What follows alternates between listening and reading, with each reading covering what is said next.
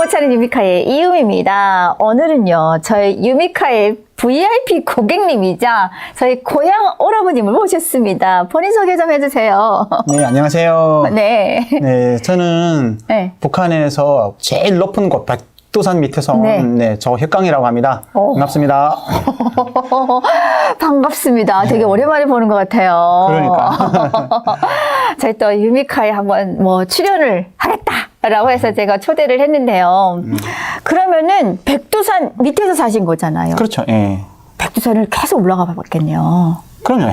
한 해도 한 두세 번 이상은 최소. 네, 두 번, 세 번 이상은. 오, 아, 백두산 하게 되면은 자주 올라가 봐서 알겠지만 진짜 그 경치의 아름다움은 그야말로 말로 그렇죠, 표현이 그렇죠. 안 되죠. 예. 백두산 정말 올라갈 때마다 서로 틀리거든요.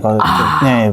정말 그 아름다운 장관, 네, 그리고 이 한반도를 품고 있는 듯한 그런 그 웅장함, 그런 것이랑 또 올라갈 때마다 날씨가 다 틀리고 하니까, 구름 이렇게 탁 끼어 있는 그런 멋스러움이랄지, 그런 거랑 밤마다 틀려요. 그리고 이제 백두산 하게 되면 날씨가 너무나도 막 진짜 몇 초에 한 번씩, 1년에 한 번씩 바뀌어가지고, 맞아. 이 성격이 좀 안 좋은 사람은, 야, 백두산 날씨다, 이런 말을 많이 하거든요. 막 자꾸 바뀌니까. 그렇죠. 아, 빨리 통일돼서 우리 대한민국 국민들도 백두산을 가볼 수 있는 그런 날이 빨리 왔으면 좋겠습니다. 그러니까요. 네. 그러면 우리 또 조혁강님, 백두산 근처에서 살다가 어떻게 대한민국까지 왔는지는 차츰차츰 이야기를 통해서 풀어가도록 할 텐데요. 그러면 북한에서 어떤 일을 하셨어요? 북한에서 저는 어려서부터 그냥 음악 쪽에 북한말로 서클이라고 하죠. 아, 서클. 네, 서클 쪽에 그냥 몸담고 살았어요. 아, 전공이 그러면? 딱히 전공이라고 할 게 없는 게 처음에 화술도 했다가 성악도 했다가 그랬구나. 다방면이네. 네. 그럼 아코디언을 치신 거죠? 아니 피아노. 아, 피아노를 쳤어요? 네.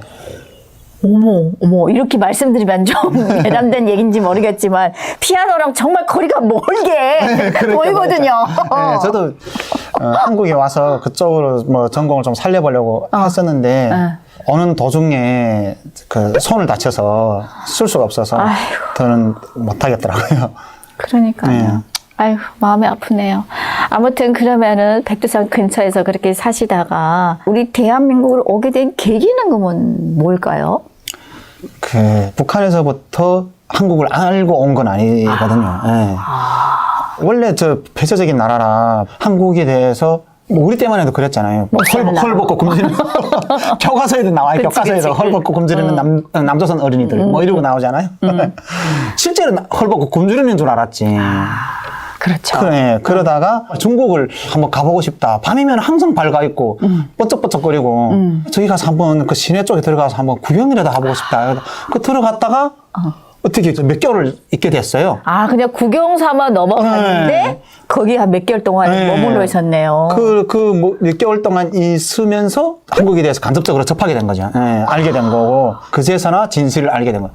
근데 그때도 100% 믿을 수는 없었거든요. 그래서 또 그리고 추천인이 있었어요. 강력하게. 아, 그래요? 네, 저를 숨겨주고 조카처럼 이렇게 걷어주던. 수개월 동안 그러던 그런 이모 같은 분이 있었는데 그분이 정말 강력하게 추천했거든요. 한국으로 가라. 지옥 같은 속에서 이렇게 사느니 한국 가라. 그런 추천이 있어서 결심을 하게 됐었던 거죠. 그러면 그 이모님 말씀 말고도 중국에 있으면은 솔직히 우리 중국에 있는 우리 교포들은 대한민국 드라마 이런 거 많이 보잖아요. 그렇죠. 그럼 뭘 제일 먼저 접하게 된 거예요? 책이요. 책하고 라디오. 라디오도 들으셨구나. 라디오를 들으면서 제일 인상 깊었던 거. 라디오를 들으면서 북한하고 엄청 차이를 느낀 게 그 라디오를 진행자분들이 현재 일어나는 일을 가지고 아주 자연스럽게 하는 게 북한은 편집이 다 돼 있잖아요. 맞아. 근데 어떻게 합시다 그러고 이런 게 없어. 아주 생활적이고 정말 자연스럽고. 자연스럽고. 도대체 편집한 느낌이 안 나요. 아주 자연스러워. 그런데 그 와중에 저 사람들이 지금 이야기하는 걸 보면 우리처럼 혁명적인 구호를 외치는 것도 없고 사상을 어떻게 하자는 이야기도 없고 나라에 이런 것도 없고 아주 가정적인 회사 분위기 이런 걸 얘기하는 걸 들으면서 저게 사실 진실일까? 의문이 됐고. 의문이 들. 그런 것들. 그리고 정말 감동 깊게 봤던 책 제목이 인생을 살아가면서 알아야 할 9가지 뭔가 이런 제목의 책이 있어요. 근데 그 책을 보니까 정말 그 구절구절 너무도 가슴에 와닿는 거였죠. 정말 주옥 같은 글들이었어요. 그런 글들을 보면서 남선 사람들의 그 문화인들의 이런 지적 수준 이런 데도 평가를 했구나. 아주 대단하구나. 워낙 네. 예술을 하셨던 분이라 그걸 또 섬세하게 평가까지 하셨네. 그러면은 그렇게 그 책도 보고 라디오를 들으면서 또 주변에 어떤 강력한 추천에 의해서 네. 대한민국을 오시게 그렇습니다. 됐다고 하는데 그러면은 중국에서 있으면서 바로 한국에 오시게 된 거예요? 아니면 어떻게 된 거예요? 한국으로 오는 그 선도 일단 없었고, 그렇지. 예.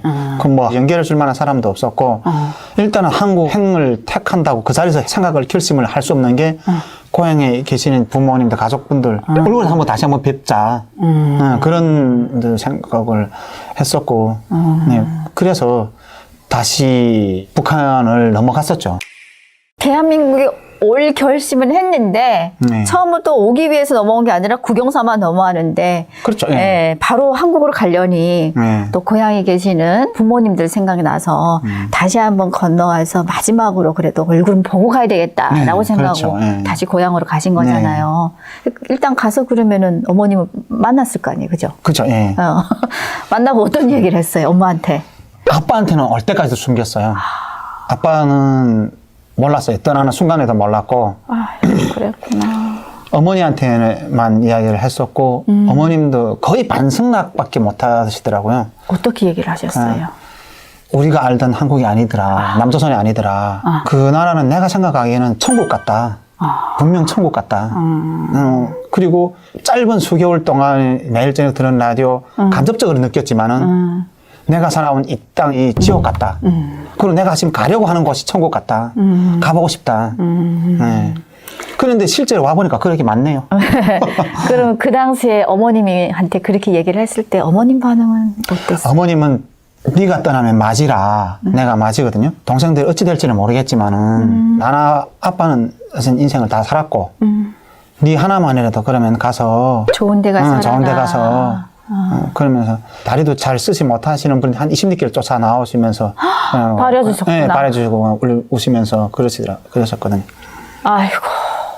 그러면 그때 당시에 어머님은 이제 반승낙을 하셔서 예, 보내셨다 했잖아요. 그럼 그때 뭐 혼자 떠나셨어요? 아니요. 저까지 5명이 같이 떠났어요. 아, 일행이 있었구나. 네, 일행이 있었어요. 사실 저 혼자 오려고 했었어요. 근데 길을 모르겠는 거예요. 그 중국에 맨 처음에 올 때도 그 길 안내해주는 누가가 있었었는데 그리고 북한에 혼자 넘어갈 때는 너무도 고생했었거든요. 산속에서 길을 몰라서 앞전에 넘어갔을 때. 그래서 이 길을 아는 사람을 밀수를 자주 하는 사람을 택해야 되겠다 해서 동네에서 알던 사람을 한 사람을 파섭을 해서 그 사람은 쉬웠어요. 이야기를 꺼내기가. 이미 밀수를 하면서 자본주의를 경험을 했었고. 네, 그러니까 말 쉽더라고요. 또 2명은 여자 2명은 고난의 행군이라고 부르는 때가 있었잖아요. 북한에. 그때 부모 다 돌아가시고 굶어서 형제 둘만 남겨진 여자애들, 형제들 둘만 있었어요. 자매가. 네, 여자. 연년생이었었는데, 그때 당시 24, 25, 요렇게. 근데 걔네도 제가 있던 그 선전대에 같이 있었던 애들인데, 같은 회사에. 네, 이걸 말하면 같은 회사죠.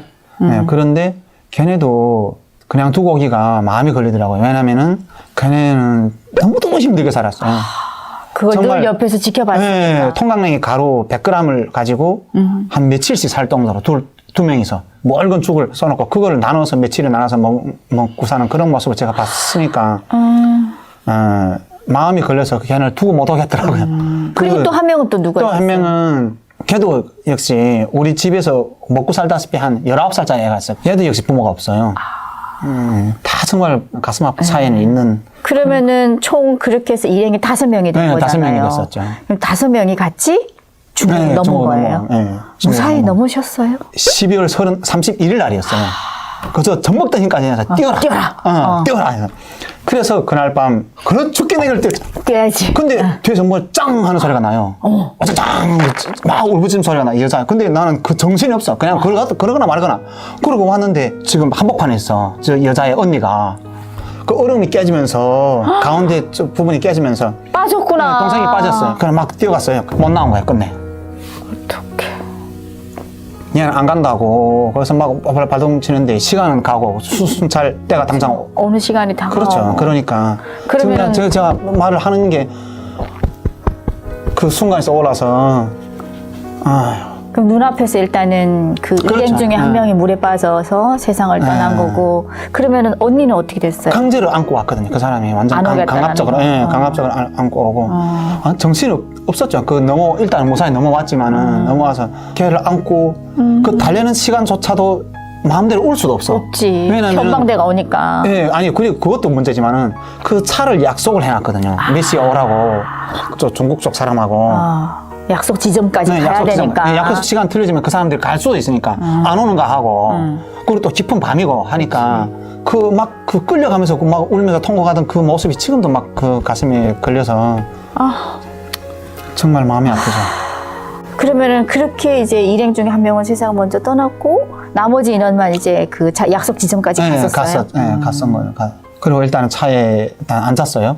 근데 이 사람이 백두산 방향으로 지금 가고 있어요. 차 타고 가는데 저 앞에서 또 건물이 있어. 정말 조마조마하더라고요. 어떻게 될지. 갔는데 이쪽으로 사람이 오더라고요. 그 전방대가 공안원이 도망친 거예요. 그 자리에서 그냥 행 하고 차가 도망을 쳐버린 거지. 뒤를 돌아보니까 바로 오토바이 2대가 따라 쫓아오는 거예요. 변방이. 어느 정도 가니까 따돌렸어. 근데 따돌렸는데 계속 백두산 끝까지 올라갈 수는 없잖아요. 가다 보니까 계속 산속이야. 어떡하냐. 주변에 마을은 없어. 어느 정도 되면 아까 차를 톡 세워버려. 주머니에서 나 이거밖에 없어 하면 주는 게 50원, 중국 돈 50원. 50원을 주면서 내리래다. 그냥 엉거주춤 내렸지. 빨리 내리라고 이러니까 그냥 막 내렸는데 미안하다 이러고 그냥 훅 가버리는 거야. 어떡하냐. 그럼 산에 지금 버려진 거예요? 네, 산에 버려진 거야. 어떡하냐. 앞뒤는 길이긴 한데 뒤에는 쫓아오고 있고 앞으로 가면은 백두산이야. 그 백두산은 알고 있거든. 그럼 갈 데는 없어. 그럼 이쪽으로 가면은 강이야. 압록강이야. 그럼 산으로밖에 갈 수가 없잖아요. 그렇지. 그러니까 산으로 들어간 거예요. 더 깊은 산으로 네, 더 깊은 산으로 들어간 거예요. 어쨌든 그 추격은 피해야 되니까. 12월 달이면 제일 추울 때인데. 그렇죠. 네. 그래서 산속에 들어갔어요. 들어가서 무서우니까 풀도 막 피워. 연기 나면 그렇죠, 쫓아올까봐. 그냥 정신없이 막 1시간 넘게 산속으로 들어갔다. 이제는 안 쫓아오나 보다 하고 긴장도 풀리고 땀도 풀리고 하니까 그때부터는 추위가 엄청 몰려오기 시작하는 거지. 그럼 풀이라도 한번 피워보자. 더 깊이 들어가서. 그러다 보니까 인가하고는 점점 멀어지고. 그래서 깊은 산속까지 갔어요. 그래서 거기서 그날 밤을 나고 불을 못 피웠어요. 라이터가 없은 거야. 그 이야기를 다 하자면은 다 끝이 없는데 잠을 잘 수가 없지, 추워서. 그냥 뜬 눈으로 밤을 새우고 다음날 일단은 마을을 찾아가자. 마을을. 그래서 마을을 막 여기저기 찾는데 또 못 찾았어요. 너무 깊은 산으로 들어갔으니까. 너무 깊은 산속이니까. 어디 먹을 걸 찾을 수도 없어. 눈 깊이가 낮은 데가 허리까지 오거든요. 거의 가슴까지 와요. 백두산이니까 그렇죠. 네. 그러니까 그 이틀 동안 산속에서 그 깊은 눈을 헤치면서 그러다 보니까 있는 체력은 다 소모가 되고 그래도 어쨌든 마을을 찾아 산다는 거는 확실하니까 그 한 가지밖에 방법이 없으니까요. 그래서 밤에 또 헤매고 다니다가 개드는 소리가 났어, 밤에. 어쨌든 아무 집을 찾아서 문 두드리고 들어가 보자. 이 어린애는 배고프니까 밖에 그 얼음에 막 버린 물 그거를 막 뚜져서 막 그 여자애가? 남자애가 19살짜리. 남자애가. 그걸 보는 게 아이고 그게 무슨 물인지도 모르잖아요. 그게 뭐 식기를 세척해서 버린 물인지 음식물 버린지 얼마나 배고팠으면 그랬겠어요. 그럼 문 두드렸는데 걔가 왕왕왕 짖더라고요. 걔가 막 달려나오고 주인집 문이 열리더라고요. 그러니까 너무 놀란 나머지 뗐구나 또. 네, 다시 산속을 뛴 거야. 근데 뛸 때 인연이 갈라졌어요. 그래도 4명이 붙어 다니다가. 네, 4명이 붙어 다니다가 얘네 둘은 둘 데려가고 나하고 그 길잡이를 해준 그 사람하고 또 다른 약한 사람만 2명 그러니까. 붙고 길잡이랑 오빠랑 둘이서 붙은 거네요. 그렇죠. 그래서 이게 두 패로 갈라진 거예요. 갈라졌죠. 예. 그럼 만났어요 그러고 나서? 그래서 이게 두 패로 갈라진 거예요. 갈라졌죠. 예. 그럼 만났어요 그러고 나서? 어쨌든 쟤네를 찾아야 된다. 그리고 그 밤에 찾아다니고 근데 다음날 찾았어. 찾았어요? 네, 다음날 찾았는데 멀리 보니까 눈보라 막 하는데 빨간 그 무슨 천조각 같은 게 멀리서 보여. 저게 뭐지? 한번 가보자. 그래 갔는데, 그럼 파헤치니까 얘가 그 쓰고 있던 수건 끝이 나와 있는데 얼어 죽어 있더라고요. 그 여자애가, 언니도 죽어 있었어요. 완전 그 죽은 지 금방 죽은 온기가 아니고 아예 온기가 없었더라고요. 그 밤에 몇 시간 전에 죽은 거. 그럼 남자는요? 남자도 거기서 한 300~400m 떨어진 곳에 떨어진 곳에서 그냥 또 그대로 앉아 죽어 있어요. 바람을 피해서 바람 방향으로 나무를 등지고 앉아서 그냥 눈 감고 있더라고요.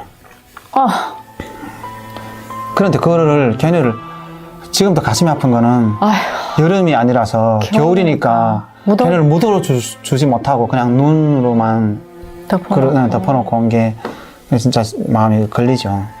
그러면은 지금 2명이 남은 거잖아요. 네, 2명이 남았어요. 2명이 남았는데 그날 저녁이 됐어요. 3일째 된 날.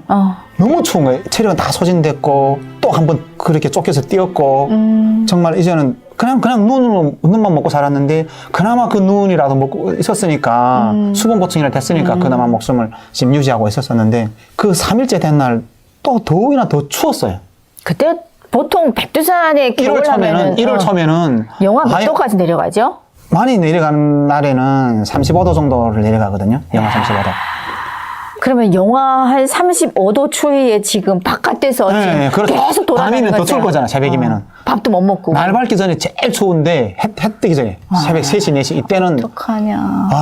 처음에는 그 추위가 면도 칼날 같은 거 살을 이렇게 막 무슨 느낌인지 알지. 쫙쫙 찌는데 그 느낌마저도 없어지면은 느낌이 없어질 때가 있어요. 그러면 이제 얼은 거죠. 네, 완전. 그래, 그 추위를 피하려고 막 여기저기 어디 움푹진 그런 데를 막 찾다 보니까 동굴 입구를 발견한 거예요. 네. 여기도 이런 동굴이 있었네. 백두산 밑에도. 그리고 그 동굴을 찾아 들어갔어요. 내가 앞장서고 이 사람은 뒤에서 한 3m 정도, 2~3m 정도 한 2~3m 들어가니까 그다음 안 보여. 앞이. 그래 솥도덩어리 벽을 이렇게 막 찍고 가다가 어느 정도 들어가서 뭐가 발이 닿길래 턱 지어보니까 뭉클하는 거야. 뭐야 하고 놀라는 순간에 그 짐승도 놀라서 쿵 일어나는 거야. 그럼 뭐예요? 모르죠. 지금도 그게 뭔지 몰라. 곰인지 멧돼지인지는 모르겠지만. 어떡하냐. 큰일 날 뻔했다. 그 느낌에 덩치가 엄청 커. 근데 움찔하면 일어나는 거야. 어떡하냐.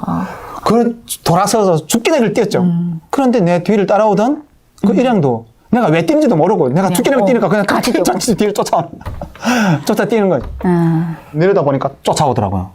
근데 그게 뭔지 몰라. 그 풀숲을 이렇게 막 언뜻 이렇게 보이니까. 멧돼지나 보다. 멧돼지인지 아니면 동면하던 곰인지는 모르겠는데 쫓아오는 거예요. 한 2km가량 됐어요. 뛴 게? 네, 뛴 게 제가 생각해보면은. 근데 그 2km를 뛴 것조차도 지금 생각해보면 어떻게 뛰었지? 먹지도 못해. 그 체력이 다 소진돼서 한 걸음 옮기기조차도 힘들었었는데 그리고 그렇게 쫓겨서 살짝 그 폐인대 가서 옹통계 그쪽에 이렇게 서로 기대고 있었는데 저도 아마 깜빡 졸았었나 봐요. 3일 밤 못 자다 보니까 근데 무릎이 이렇게 무거워서 보니까 누워있더라고요. 그 친구가. 깨웠는데 미동이 없어. 죽어 있는 거야.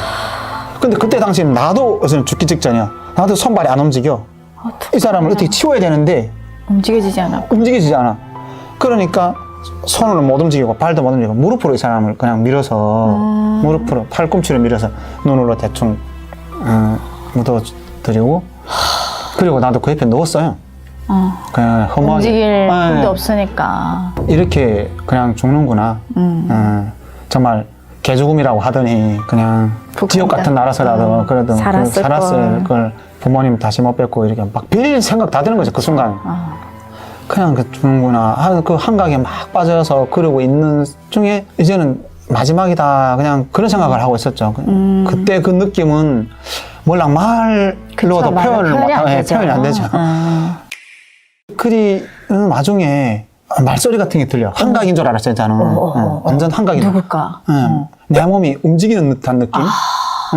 내 몸이 어디 끌려서 지금 움직인다는 느낌 받았어요. 그러다가 정신을 잃었던 거죠. 정신을 잃고 다시 정신을 차려보니까 이런 온돌장 위에 이불이 내 몸이 있는 거예요. 집 안에 들어갔구나. 집 안에.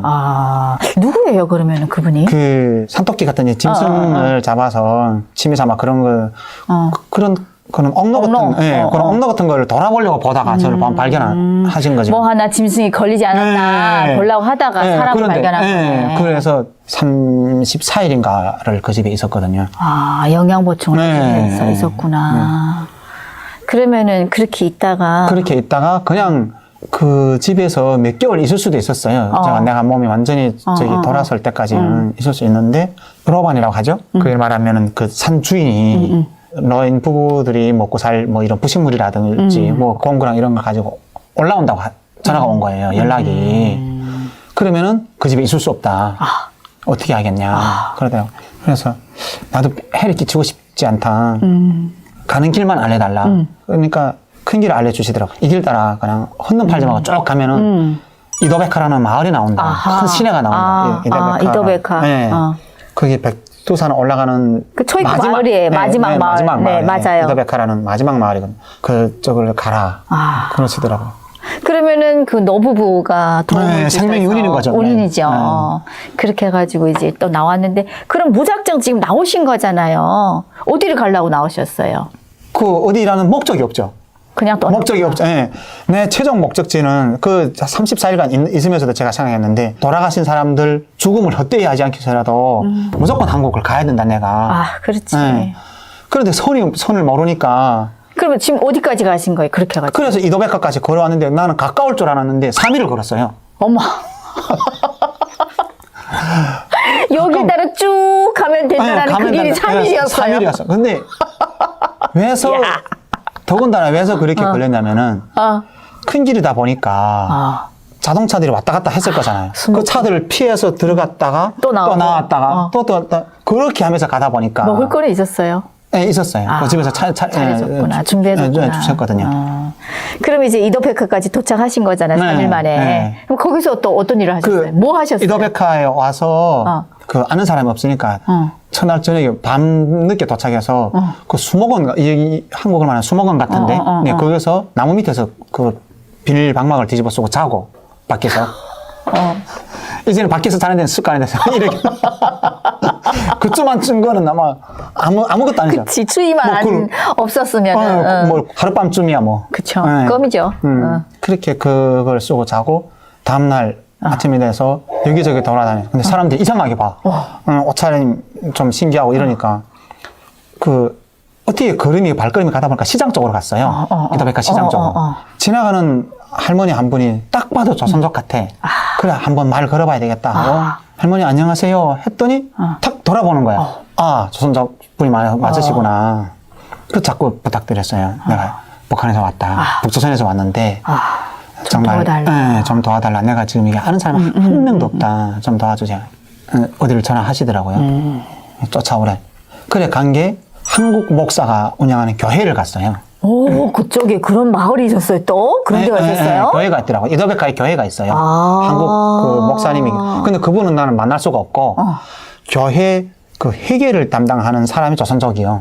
그 사람한테 나를 데려갔는데, 그래, 또 은인을 만났네. 그 사람 사는 집에서 뭐 농사일도 해주고 이러면서, 어떻게든 한국을 가는 그 선을 잡아야 되는데, 매일매일이 그냥 그 생각뿐이었었죠. 오로지. 그렇죠. 그러다가 오형제가 그 마을에서 사는데 그 오형제 중에 셋째가 한국 가 있어요. 근데 그 와이프분이 북한 분이었었는데 네, 나한테 전화가 와서 너 한국 올래? 이렇게 온 거예요. 그 저는 바라던 바였었는데 어떻게 그런 정말 운이 더운 거죠. 운이. 그래서 저는 정말 가고 싶다. 3만 점 연결해달라. 그러니까 내가 그 전화번호 알려줄게. 해서 그쪽에 전화를 하니까 연결까지 올 수 있냐. 수술 연결까지 갈 수 있다. 연결에 가니까 금방 그날 밤에 강을 건너 모녀가 2명 합했고 심양을 오니까 또 그게 2명이 기다리고 있었어요. 합쳐진 거지. 그렇게 이렇게 합쳐지면서 몇 명이서 했어요? 그래 7명이 한조가 됐어요. 7명이 한 그룹이 돼서 그 밤에 라오스까지 왔고 또 배 타고 걸어서 해서 태국까지 갔고 이런 식으로. 그 일행이랑 같이 오는 과정에 뭐 특별한 일들은 없었어요? 참 웃기는 이야기이긴 한데 뭐 금방 넘어오신 분들은 중국말 한마디도 모르잖아요. 모르죠. 그런데 차표검리는 이제 증명서검리는 이제 딱 들어왔어. 그런데 7명 일행을 호송하던 중국놈은 저는 몰라라고 가버리는 거예요. 어떡하냐. 알아서 니네가 단속 안 당하면 그냥 자기는 그냥 데려오는 거고. 아, 진짜 나쁜 놈이네. 예. 아니면은 잡히든 말든 너희가 알아서 너 운에 맡겨라. 그거예요. 완전 황당한 거죠. 나는 옷을 벗고 속옷바람을 그 사람을 어긋났거든. 어느면서 사표를 보자 그러는 거예요. 옷을 저쪽 반대편을 벗어놨다. 그랬구나. 네, 그래서 저는 그냥 벗어난 거고. 주머니 안에 네, 주머니에 차표가 있다. 차표가 있다. 응. 그거 가져올 거다. 알았다고 그냥 지나가 보낸 거고. 가운데 있는 이 아줌마들이 문제야. 아줌마, 모녀간. 어떡하니. 그리고 또 부사관이 있었거든요. 엄마하고 아들. 화장실에 들어갔어요. 4명이서 한 화장실, 똑같은 화장실에. 그렇게 피했네. 네, 피했는데, 피하고 나서 빨리 나와야 되는데, 안 나와서 그때 문제였었거든요. 하마터면 들켜서. 그렇죠. 그럴 뻔. 영변이 급한 사람이. 써야 가서 되는데. 써야 돼요. 가서 문 두드려요. 근데 안 나와. 그래, 그 앞에서 기다리고 있었는데. 그분이 4명 남으면, 그 뭐야. 10분이고 20분이고 기다려도 안 나와. 야. 막 문 두드리면서. 그러니까, 그걸 보다 못해 안 되겠더라고요. 저 사람은 만약 신고를 하는 날에는. 그렇지. 저 화장실 문이 안 열린다. 그런 날에는 안 되지. 그렇죠. 그래, 갔어요. 나도 위험을 무릅쓰고. 저 사람들도 정말 살겠다고 그 강을 그치, 그 반에 그렇죠. 넘어왔는데, 나 몰라라 갈 수는 없겠더라고요. 그래 가서 그랬어. 문 두드리고. 빨리 나오라. 사람들 기다리는데 다 지나갔다. 그러니까 4명이 한 번에 오줄오줄 나오는데, 그걸 기다리던 사람이 너무 놀라서. 이게 뭐지? 남자하고 여자 막 섞여서 4명이 한 번에 나와. 그 좁은 화장실 안에서. 황당했겠다. 네. 근데 그 사람이 나는 저 신고하면 어쩔까. 저는 그 사람도 알고 있는 듯한. 알고 있는 눈빛이요. 듯한 눈빛이요. 말도 모르지. 그러니까. 그러면 그렇게 이제 무사히 7명 일행이 태국까지 가신 거예요? 그렇죠. 예, 태국까지. 태국에 가서 그럼 며칠 있었어요? 한 40일 정도를 기다렸어요. 그러면 이제 40일 있다가 꿈에도 그리던 네, 정말 내가 그렇죠. 가고 싶었던 대한민국 비행기에 이제 몸을 실었잖아요. 그렇죠. 그때는 정말 정말 다른 사람들보다 남달랐을 것 같아. 그렇죠. 그 비행기를 타고 탔을 때도 정말 이게 꿈이 아니기를 바랐었고 비행기가 탁 이륙을 하는 순간에 그냥 마냥 그냥 정말 눈물이 먼저 쏟아지더라고요. 그 돌아가신 분들도 그렇고 부모들, 형제들, 생각나고. 네. 이 날아오른 이 비행기를 같이 탔으면 정말 얼마나 좋았을까. 그런 생각. 또 그리고 내가 지금 운명이 바뀌는 그런 짧은 가도기를 이 비행기 오르고 내리고 하는 이 가도기를 내가 지금 실제로 내 운명이 지금 경험을 하고 있구나. 그런 생각. 막 뭔가 몰라 이런 벅찬 그런 느낌. 그쵸. 네. 돌아가신 분들에 대한 송구한 마음도 없지 않아 있고. 그렇죠. 네.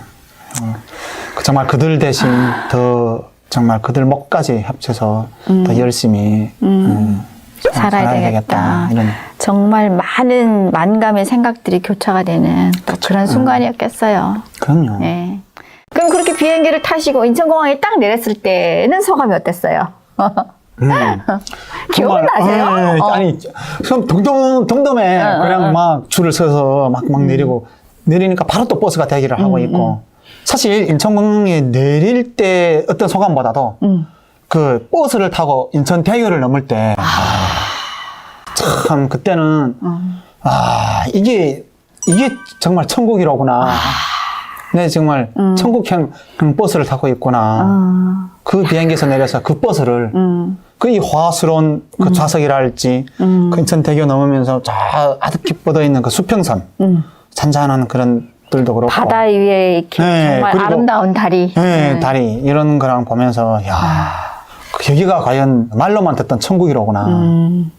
대한민국이 못 산다라 했던 거는 뭐 옛날에 다 그렇죠. 알아서 네. 알긴 알았지만 이 정도로 화려할 줄 몰랐죠. 그렇죠. 네. 사실 조금씩 그 느꼈던 게 뭐냐면 북한에 있을 때 그 뉴스에서 그 남선 대학생들이 뭐 시위를 데모할 한다. 때, 데모 시위를 한다. 뭘 어쩐다 할 때 그 거리가 실제로 나오잖아요. 참 헐벗고 굶주린 사람 같아 보이는 사람 한 명도 없는데. 그치. 그렇죠. 예. 근데 배울 때는 항상 헐벗고 굶주리는 남조선 어린이들. 뭐 남조선 어쩌. 근데 그 데모라는 뉴스로 실제로 나오는 거 보면은 북한처럼 귀여운 옷을 입은 사람이 한 명도 안 보이고 엄청 다 따뜻하게 피부색도 좋고. 그리고 굶주려서 이런 사람도 안 보여. 한 명도 찾아볼 래가 없어. 도대체 그러면 그 굶주리고 그런 사람이 따로 어디서 사는가 보다. 북한처럼. 따로 모여서, 어떻게 따로 그렇게 모여서 사는가 보다. 그렇게 생각했었죠.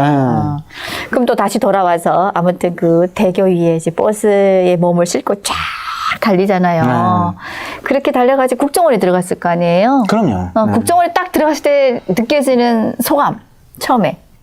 처음에 국정원을 바로 간 게 아니고 일단 인천 그 적십자병원을 그렇죠. 이용해서 가잖아요. 그렇죠. 적십자병원의 그 설비들 그리고 그 화려함, 설비, 맞아. 그런 것들 보면서 정말 얘기를 안 오면은 말로 해주면 믿질 않을 정도로의 그런 고급스러운 현란함 그리고 친절성 그런 것들 정말 그렇죠. 깜짝 놀랐죠. 제일 놀랬던 거는 저희들도 누구나 마찬가지고 대한민국 사람들이 정말 친절함에 많이 그렇죠. 놀랐죠. 사실은 지금도 이렇게 그래. 친절하다. 지금도 그렇죠. 지금도 그래요. 저는 지금도 그래요. 지금도 그 상냥스러운 말투를 할지 그리고 병원을 가든 어디를 가든 항상 환하게 웃고 친절하게 대해주는 그런 거를 보면서 정말 인성 자체, 문화 이런 그런 자체도 격차를 많이 느끼죠. 정말. 그리고 또 이제 그 적십자병원 같은 데 가게 되면은 그 의료 설비 그렇죠. 이런 것들 보게 되면은 북한에는 병원에 뭐가 있어요? 아무것도 없잖아. 야, 근데 그 설비들 보게 되면은 이가 뭐 알카나 발치하는 것도 뭐 실 아니면 그 미국하게 그냥 벤치. 벤치를 보는데 나 벤치 얘기하니까 조금 잠깐 정말 웃긴 에피소드가 있는데 치아가 너무 아파서 병원을 간 거예요. 동네 사람이 해버려서 했는데 이거 맞죠? 아프니 이거 맞죠? 네 한 거예요. 근데 이제 몸이 이게 이빨이 아플 때 이 몸이 통째로 아프니까 그렇죠. 이것도 들어도 이게 아픈 거고 저것도 맞아, 들어도 이게 맞아. 아픈 거 같잖아요. 맞아요. 그래서 이제 그걸 뽑으려고 마취제를 놨어요. 그다음에 딱 뽑고 난 다음에 보니까 멀쩡한 이를 뽑아. 아픈 이를 안 뽑고 멀쩡한 이를 뽑은 거야. 그런데도 북한에서는 그 환자가 의사한테 항의를 못 한다는 게. 그렇죠. 이 대한민국에서 큰일 나죠. 큰일 나죠. 정말 막 소송이 나고 합의를 안 보면은 막 그렇게까지 가는 정도. 아무튼 그러면 그렇게 해가지고 또 다시 돌아와서 국정원에 딱 들어갔을 거 아니에요. 또 국정원 에피소드 하면은 지금도 뭐 이것만큼은 잊혀지지 않는다라는 게 있으면 뭐가 있어요? 나는 뭐 국정원 조사는 다 같이 똑같은 절차를 거쳤을 거고 그런데 또 통제 구역이라면 또 어찌 보면 통제 구역이잖아요. 그렇죠. 근데 앞서 말씀했듯이 그 친절성 그리고 그 주방 아줌마들 지금도 잊혀질 수가 없어요. 맞아. 주방 그 영양사라고 불리우는 그 영양사라고 따로 있다는 게 참 너무 신기했어요. 맞아. 영양사. 우리가 뭔데?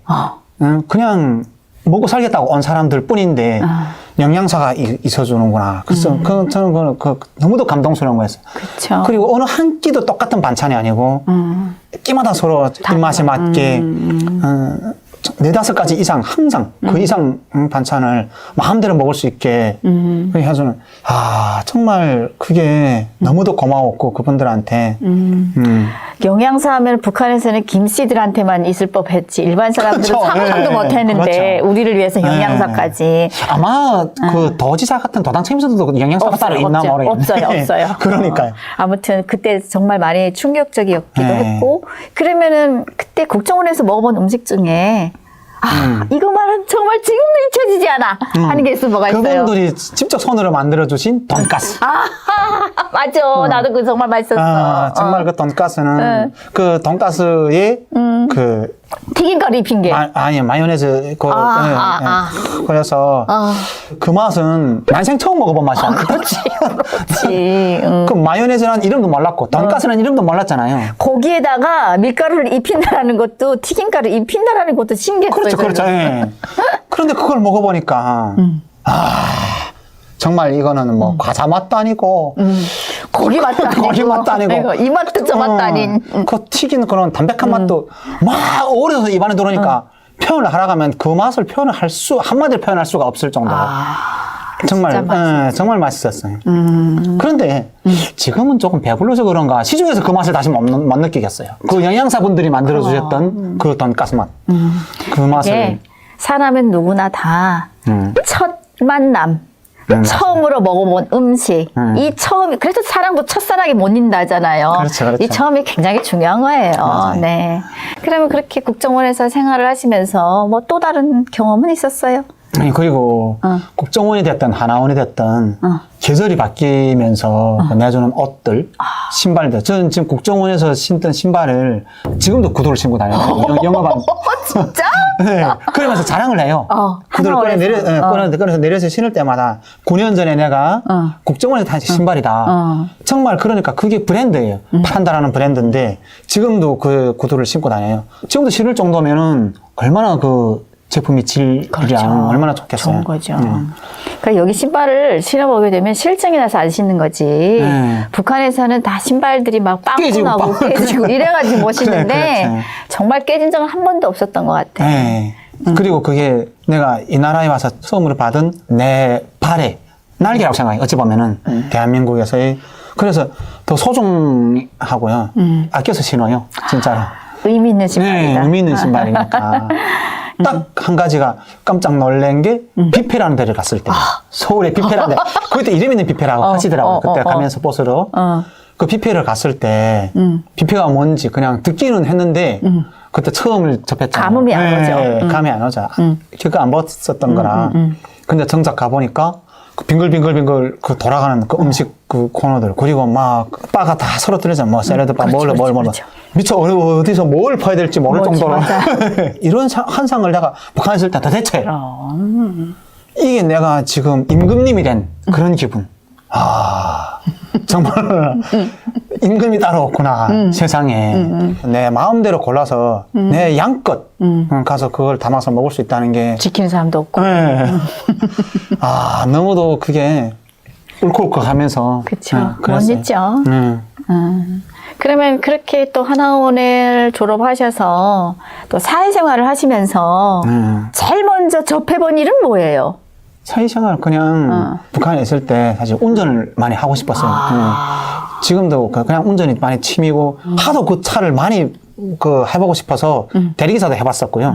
그러다 보니까 예전차는 살 수가 없어. 근데 벤츠도 몰아보고 싶고 BMW 지나가는 캐딜락, 뭐 그런 이름 있는 차들 그런 언젠가는 맞닥뜨려서 한번 해보고 싶은데 다 살 수는 없어. 그렇지. 그 대리기사만의 방법이야. 나름 계획이 좋구만. 네. 다 앉아봤어요. 그래서. 그랬구나. 내가 지금 꿈이냐, 그렇죠. 현실이냐, 우리 대한민국 차가 이렇게 좋았냐 싶을 정도 느껴본 적도 있죠. 그렇죠. 첫 차를 샀을 때 비록 할부로 사긴 했지만은 그렇죠. 네. 그 차를 산 날 잠을 못 잤어요. 그 차에 차 쓸고 뭐 손으로 어루만지고 정말 그러면서 내가 개인적인 차를 가질 수 있다는 게 이게 정말 믿기는 도대체가 내가 지금 이 상황을 믿어야 될지 막 그 차를 앞에 놓고도 살점을 막 꼬집어 넣어서 현실임을 확인해야 할 정도로 정말 그랬었었죠. 아마 누구도 다 같았을걸요. 네. 첫 차를 샀을 때 아마 누구도 다 같았으리라고 봐요. 그러면 지금 대한민국에 살면서 물론 행복해요. 무엇이나 여기는 이제 일을 하게 되면은 돈을 주잖아요. 그렇죠. 예. 최소한 굶어 죽을 일은 없잖아요. 여기서는. 그렇죠. 예. 네, 그게 정말 그 집 없이 노숙을 하시는 분들조차도 자활센터가 따로 잘 돼 있고 최소한 내가 어디 움직이면 굶어 죽진 않잖아요. 어디를 가서 무료 식사를 대접해드리는 데도 있고 그런 것도 많고 이런데 복지 시스템이 참 정말, 좋죠. 네, 정말 그냥 천국이에요. 그냥 천국. 일단 초소가 없다는 게 참 신기하고 어디를 가도 그렇지. 초소가 없잖아. 여기는 나는, 끝에서 끝까지 왕복을 하루 왔다 갔다 하잖아요. 나는 그게 지금도 그 깜짝깜짝 내가 사는 시에서 저쪽 시를 넘어간다. 천안을 간다. 뭔 일이 있어서. 그래 지금도 요새는 10년 처리 다 되어지만 지금도 놀라워요. 그게 경이롭고 초소가 없다는 게 이게 과연 말이 돼? 이런 생각. 네. 북한은 짧은 구간은 2, 3km 하나씩 있잖아요. 초소가. 맞아. 그 이만해서 조그마를 가려면은 초소를 꼭 통과해야지. 그래서 거나 군에서 군을 옮겨가거나 아니면 도에서 도를 벗어나가려면 증명서가 꼭 동반돼야 되고 그런데 여기는 그런 게 없잖아요. 전혀. 가고 싶으면 마음대로 가. 전 근데 그게 초소가 없어. 그게 참 지금도 신기해요. 초소가 없는 게. 그러면은 마지막으로 대한민국에 살면서 제일 제일 행복한 순간 하는 거 한 가지만 얘기를 한다면? 냉장고 청소하는 날. 진짜. 냉장고 청소하는 날. 냉장고 청소할 때. 왜 행복해요? 일단 냉장고 청소한다는 거는 남은 음식을 버려야 되잖아요. 많으니까 청소하는 많으니까, 거죠. 많으니까 그 유통기한이 지났거나 분명히 먹을 수는 있어. 맞아요. 예. 이걸 버리고 또 새 거를 사다 놨어. 또 일단은 이거를 있는 줄 모르고. 근데 그걸 버려야 될 때, 정말 이걸 다 북한에 가져다 줄 수만 있다면은 내가 진짜 지금 행복한 청소를 하고 있는 거예요. 지금 진짜 행복한 청소. 설거지할 때도 마찬가지고 묵혀있는 밥을 버릴 때도 그렇고 그 흰쌀알 진짜 북한 같으면 흰쌀밥을 먹는다는 게 1년에 잘해봤자 한 번, 두 번. 생일날, 예, 생일날, 명절날. 몇 번, 5손가락 안에 꼽히잖아요. 근데 그런 밥을 먹었다고 버리고. 이런 거랑을 보면은 정말 행복하기도 하지만 아직도 지옥 같은 나라에서 고생하고 계시는 부모님들이랑 그리고 같은 그 동포들이랑 또 더 마음 아프게는 이런 세상을 못 보고 도중에 돌아가신 그 일행들 분들이랑 참 청소할 때마다 그런 게 느껴져요. 마음이 아프죠. 네. 아무튼 오늘 또 이렇게 진짜 네. 많은 또 감동과 또 눈물 나는 얘기를 또 해주셔서 저도 이제 여러 번 울컥울컥 했는데 그러면은 지금 이제 대한민국을 떠나오신 지 이제 거의 10년 가까이 되잖아요. 그렇죠. 네, 되면서 고향에 계시는 뭐 친구들이라든가 부모님들께 하고 싶은 얘기는 혹시 있을까요? 그럼요. 당연히 있죠. 한 말씀 해주세요. 네. 반세기를 넘어서 이제는 뭐 계속 통일 외치고는 있지만 과연 통일이 되겠냐는 그런 의구심도 많이 있지만 그쵸. 언젠가는 되리라고 봐요. 언젠가는 꼭 되겠죠. 그날까지 어머님도 그렇고 제 동생들도 그렇고 또 주위에 같이 있었던 친구들. 어릴 적 친구들 네, 그리고 선생님들, 모교의 선생님들도 그렇고 네. 초등학교 때, 중학교 때, 대학 때 이런 친구들도 그렇고 다 모두 아프지 말고 그 나라에서 잘 먹고 잘 살라는 말은 못하겠지만 정말 아프지만 말고 다시 만나는 날까지 건강하게 이렇게 좀 하셨으면 좋겠습니다.